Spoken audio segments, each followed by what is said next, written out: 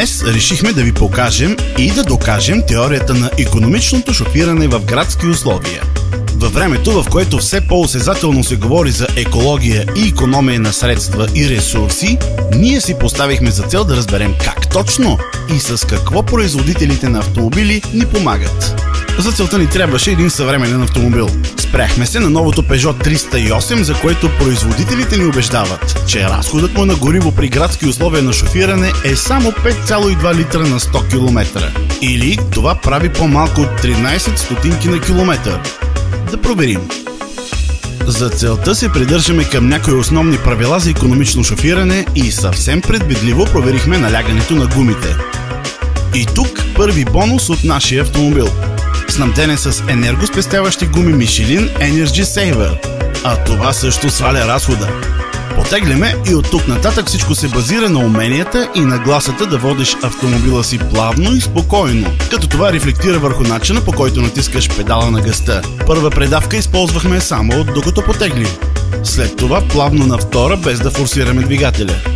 Защото предавките се използват до достигане на 2000 оборота и след това се превключва на по-висока. За целта нашият автомобил има светлинна индикация, подсказваща за необходимост от преминаване на по-висока предавка. Проблем на шофирането в града обаче е постоянното спиране и потегляне. На светофар, например. И тук автомобилът е снабден с нещо ценно, което ни помага да пестим гориво.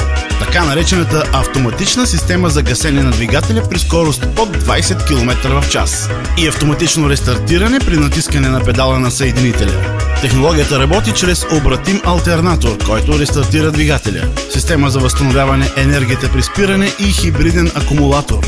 Спазихме и още едно важно правило за икономичното шофиране. Постарахме се да опознаем особеностите на уличното движение в нашия град.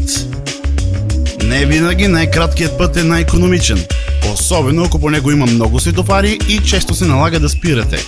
Разходът в градски условия се увеличава от честото потегляне на първа предавка и работата на двигателя на празен ход.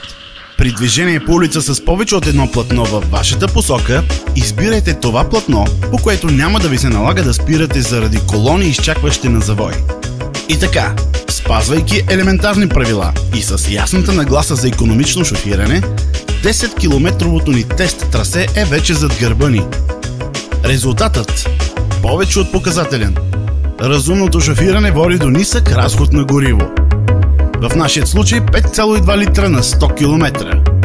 Изводът – с подходящият автомобил и с икономично шофиране пестим енергия, грижим се за екологията и за обема на портфейла си. Това е, препоръчваме на всеки.